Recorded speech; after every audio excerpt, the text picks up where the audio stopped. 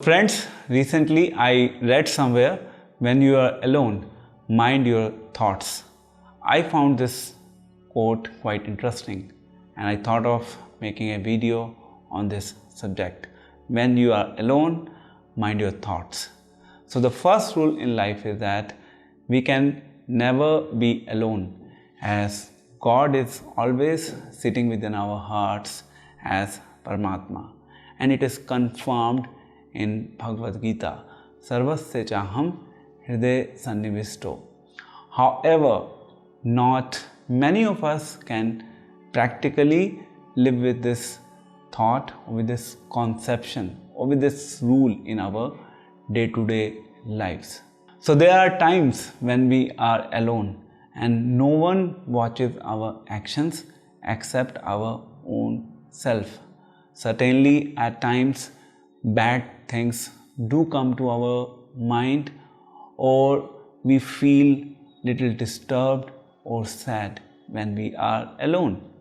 So as we discussed the first rule, that we can never be alone in life, and it is difficult for us to live with this idea that God is always sitting within our hearts as Paramatma.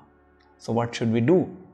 We should at least theoretically try to imbibe this very conception, or the first rule, that God is always sitting within our hearts.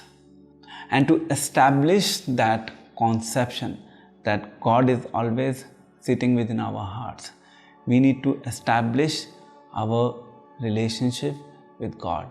And to establish that relationship, we have to have some practice in our lives. And once we have that practice, then we will be able to live with this very fact that we are never alone in our lives. Till the time we do not really come to this platform, what should we do? So there should be some sort of constructive engagement in our lives.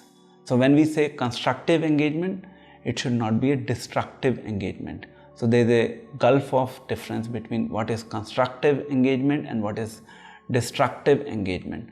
Constructive engagement, when we say, means we should engage our mind in some sort of positive activities and not the negative activities. So there are 4 things in our lives that we must practice to give some constructive engagement to our mind when we are alone. So first is reading. So reading, let's just quickly try to recall ourselves. When did we really read last for our personal enrichment?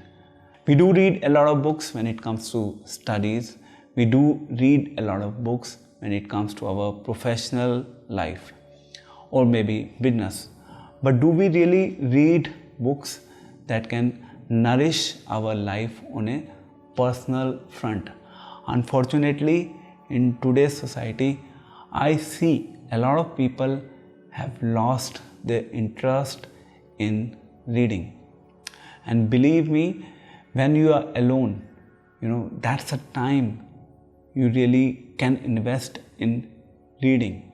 And that can happen only in a silent atmosphere when not many people are around you. Now, generally we see that people at times like to read books on the fiction side.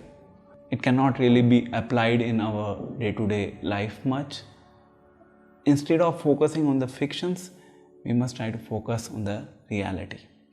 And Bhagavad Gita is one of the reality.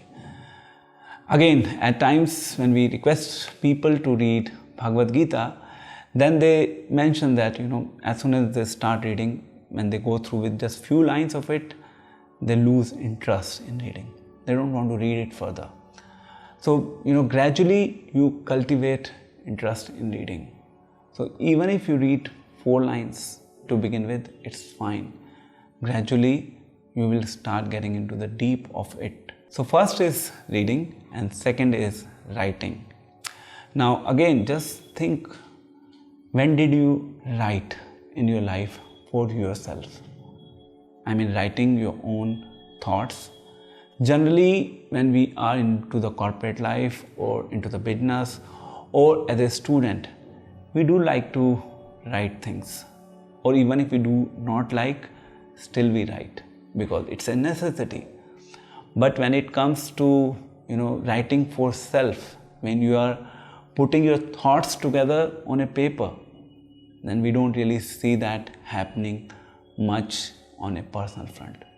So at times it is said that it is a good habit to have a diary when you are writing your thoughts. And when you are alone, then your mind starts working in a direction when you can go deep and start putting across your thoughts on a paper.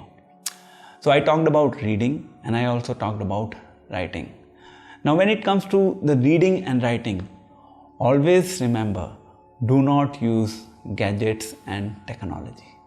Try to follow the traditional approach.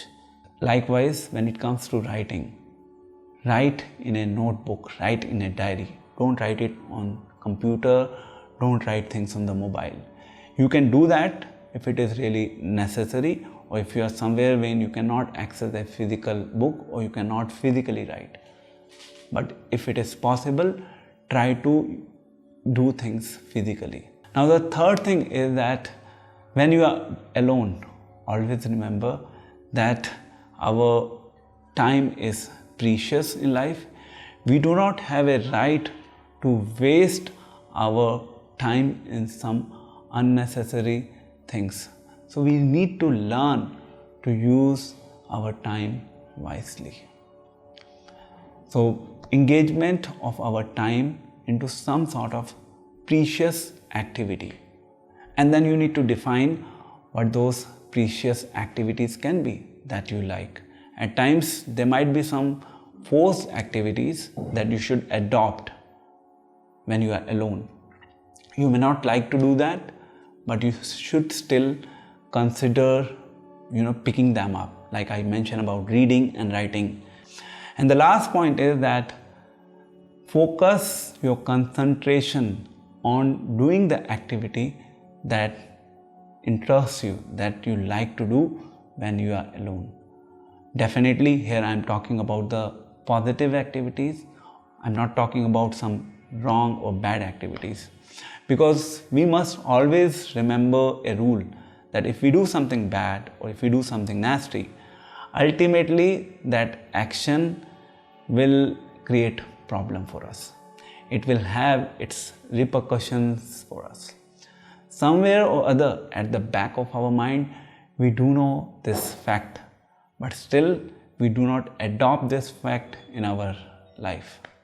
But we have to establish some demarcation between what is right, what is wrong. So our interest should be cultivated in the suitable direction. Then only we can say that yes, it's a constructive engagement, and this constructive engagement should be applied somewhere in something positive, not the destructive engagement, because destructive engagement will create more trouble for us. So the mind is our friend, and the same mind is our enemy also. It's just that how do we train our mind? And the real test of our mind is basically when we are alone. And to handle our mind properly when we are alone, as a good friend, we need to give some good training to the mind. If there is no training to the mind, then we will not be able to tackle our mind. And then we will do something that we probably should not have been doing. And then we will be regretting for it. Why did I do that? So it's better to train the mind wisely by adopting these 4 principles that will help you in the journey of your life. Reading, writing, then third is remember that time is precious. Try to use that time in some positive action. And fourth, do things that are interesting for you, but things that are positive, that are constructive, that engages you in doing something good for yourself, doing something good for others. Otherwise, again, we have a saying, empty mind is a devil's workshop. So we do not have to make our mind devil, we have to make our mind as friend. And the same fact is corroborated in Bhagavad Gita. Your mind can be your friend, your mind can be your enemy. It depends on how do you engage your mind. So keep yourself busy. And eventually, if you start following this spiritual practices in your life, then I'm sure you will realize at one point of time in your life that God is always with you. You are never alone. And you will never be depressed. You will not engage yourself into some wrong activities. And like we started with this topic, that when you are alone, mind your thoughts. And to actually mind on our thoughts, we have to give some positive engagement to our mind. So with this note, I thank all of you for watching this video. Please subscribe to our channel, comment on this video,